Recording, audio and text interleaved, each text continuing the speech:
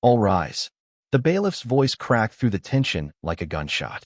Chairs scraped back as every person in federal courtroom 24 stood.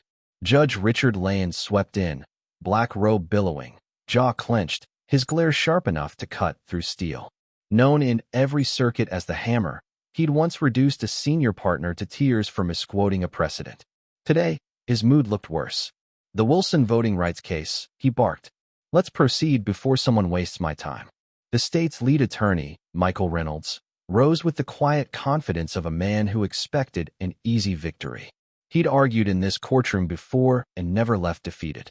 But as he smoothed his tie and opened his binder, the woman at the opposite table stood. Jasmine Crockett. Few noticed her when she entered. No entourage, no assistants, no towers of documents. Just a single worn folder under her arm. But now, every head turned as she stepped toward the podium. Her voice, calm yet deliberate, broke the silence. Your Honor, she began. Before I continue, I'd like to present new evidence. What I have here will change how this case, and every voting rights case after it, is understood. Reynolds frowned. His team exchanged glances. Judge Leyon's eyebrows rose slightly. No one had warned him of any new filing. Crockett opened the folder and drew out a single document. She handed it to the clerk with steady hands. When the judge began to read, the courtroom grew so silent that the hum of the overhead lights seemed deafening. His expression shifted, first irritation, then disbelief, and finally something almost like admiration. Where did you get this? He demanded. Through a Freedom of Information Act request, she replied evenly. These are internal communications from the state's own election commission. They show deliberate coordination to close DMV offices in minority-heavy districts, weeks before the new voter ID laws took effect. Reynolds shot to his feet. Objection. This is an attempt to mischaracterize. Sit down. Judge Leyon snapped, never taking his eyes off the papers.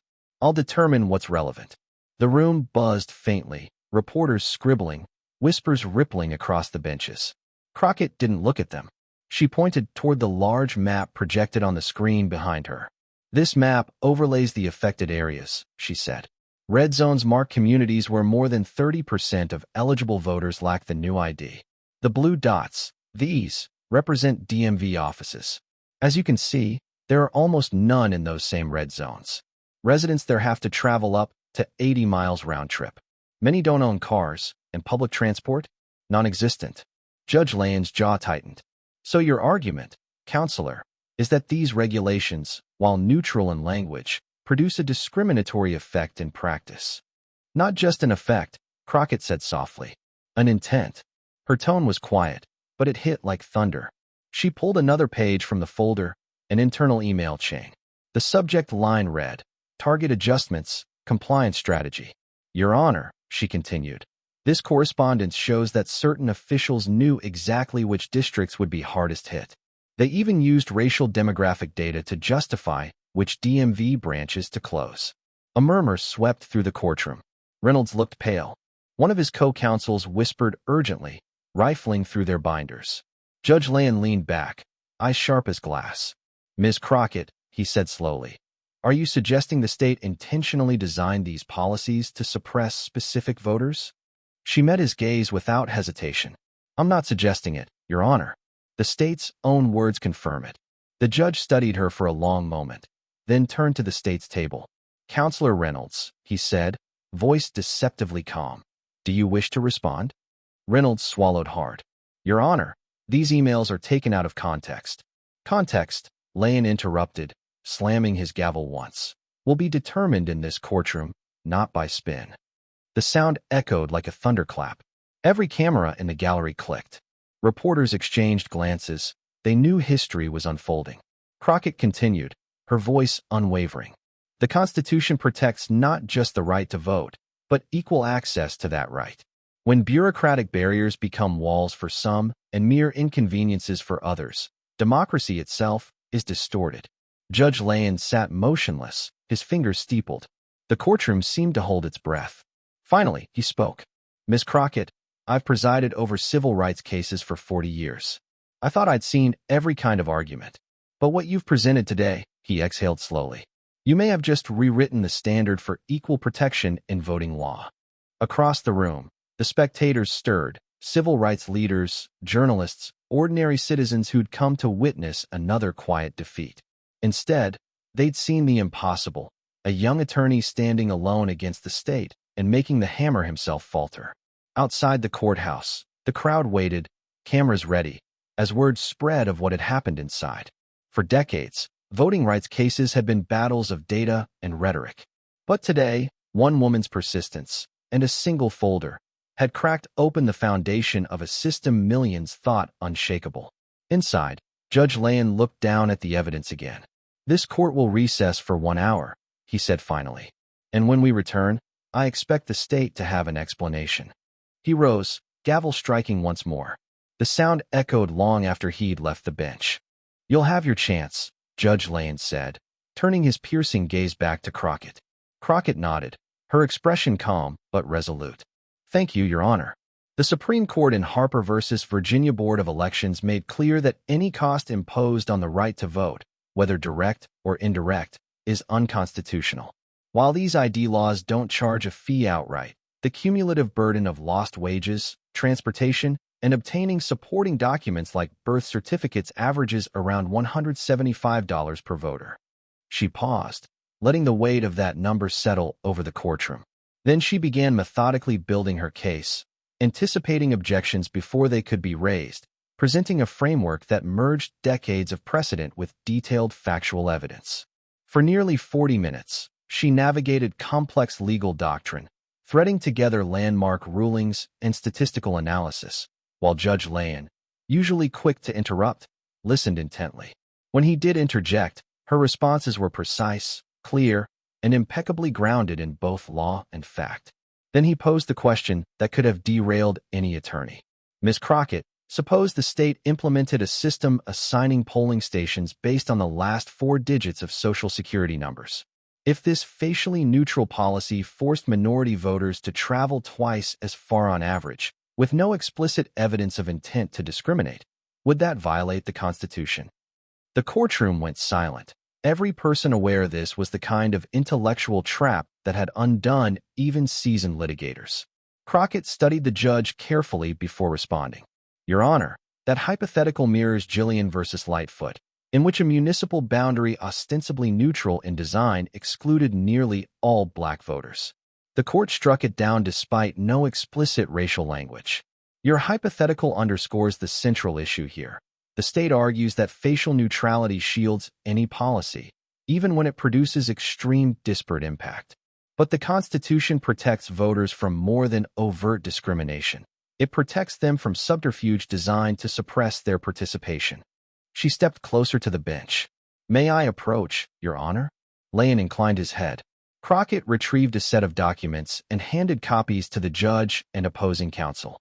"This is an internal email exchange between the Commissioner of Elections and the consultant who drafted the new ID regulations." On page 3, the consultant writes, quote, "The beauty of these criteria is that they disproportionately affect a specific demographic, while providing complete deniability since race is never mentioned explicitly." A murmur rippled through the courtroom. Leyon's eyes narrowed as he scanned the page. "And you discovered this how, Ms. Crockett?" "Through standard discovery, Your Honor," she replied. "It was buried among 50,000 documents the state produced. They likely never expected anyone to uncover it." Reynolds fumbled through his own copy, his composure slipping. Crockett continued, her tone calm but insistent. "This is not merely a question of disparate impact, Your Honor. This is evidence of intentional discrimination disguised under the appearance of neutrality. Arlington Heights gives courts a framework to identify exactly this kind of pretextual motivation." The courtroom atmosphere shifted. What had been formal tension now crackled with anticipation. Leyon's usual poker face faltered, replaced by an expression of deep focus and, quietly, respect. "Ms. Crockett," he said, voice measured, "you've presented compelling evidence regarding intent.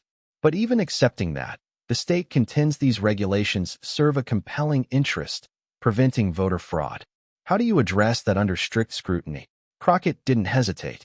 "Your Honor, for a law to survive strict scrutiny, it must be narrowly tailored to achieve a genuine compelling interest. These regulations fail on 3 counts." She held up one finger. First, they are not narrowly tailored. Our analysis shows 94% of the burden falls on minority voters, yet documented in-person voter fraud is statistically negligible. Second, there are numerous less restrictive alternatives, 16 outlined in our brief, that would address fraud without disenfranchising legitimate voters. Third, the internal email evidence shows that fraud prevention was never the actual motivation. Then, with measured gravity, she revealed the most startling piece of evidence. With permission, Your Honor, I present a document we obtained only yesterday. Leyon nodded, and Crockett handed a sealed envelope to the clerk. The judge opened it. Inside was a confidential memorandum from the Election Commission's own security division, dated 2 weeks before the new ID law was announced. It read, "Comprehensive review indicates no significant risk of in-person voter fraud. Resources should be redirected towards cybersecurity vulnerabilities." Leyon looked up sharply, eyes wide. This contradicts the state's entire justification for the regulation. "Yes, Your Honor," Crockett confirmed. The commission ignored its own security experts because these regulations were never about fraud. Their true intent was to limit access for specific communities. Michael Reynolds leapt to his feet. "Your Honor, we were unaware of this document. I object to its late submission." Leyon's voice was ice. "Mr. Reynolds, this is your client's internal memorandum. Are you claiming they failed to produce it?" Reynolds hesitated. "I need to consult my client, Your Honor." "You will do so immediately," Leyon said. "Discovery obligations are taken seriously in this court." He turned back to Crockett. The courtroom sensed the intensity. Even seasoned journalists felt it. Leyon's rare admiration broke through his usual stoicism. "Miss Crockett, in 30 years on this bench, I have never seen legal reasoning presented with such clarity and impact. You have reframed the framework of this case entirely." Crockett inclined her head, redirecting attention. "Thank you, Your Honor. But this case is not about me. It's about the rights of the hundreds of voters who were effectively barred from the polls. Their voices, not my arguments, must prevail." Leyon allowed a brief, rare smile. "Well said, Counselor." He turned to Reynolds. "You may proceed, but I suspect you have your work cut out for you." Shaken, Reynolds attempted to argue, but every point was undercut by Crockett's evidence and the framework she had meticulously established.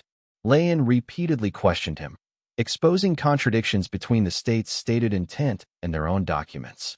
By the time Reynolds concluded, the courtroom understood the balance had shifted decisively. Crockett rose for her brief rebuttal. "Your Honor, at its heart, this case is about whether the government can impose artificial barriers that prevent citizens from exercising their most fundamental right.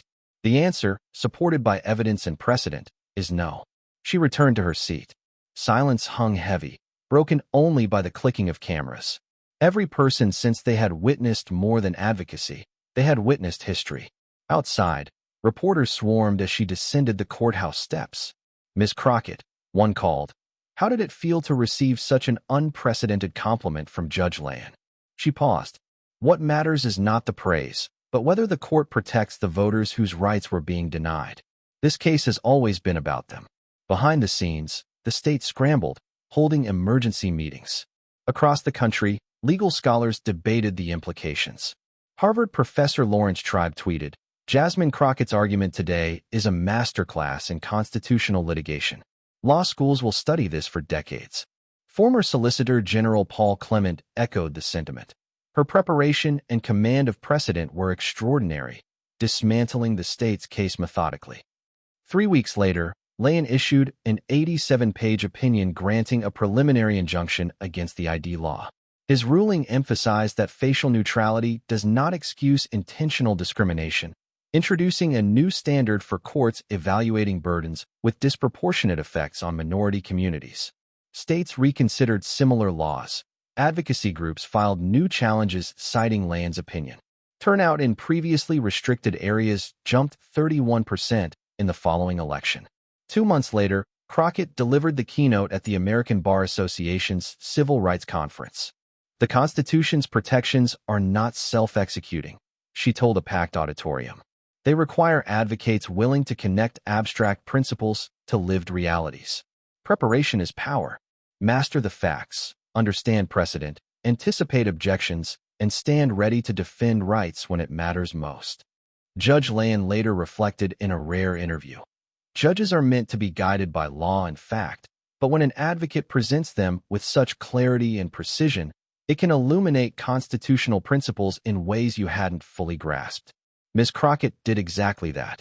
Across the country, access to the ballot expanded, voter participation increased, and the decision reshaped how courts viewed voting rights. For Crockett, it was a defining achievement, but also a call to continue her work defending civil rights, criminal justice reform, and equality. "I'm not a superstar," she said. "I'm someone doing the work that needs to be done. Millions of Americans' rights remain vulnerable, and my job is to protect them."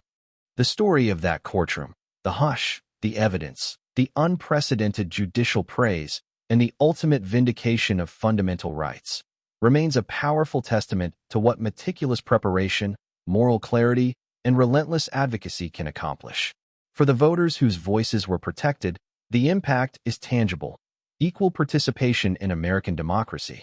For those inspired by this historic moment, the lesson is clear. Principle, preparation, and persistence can overcome even the most formidable obstacles.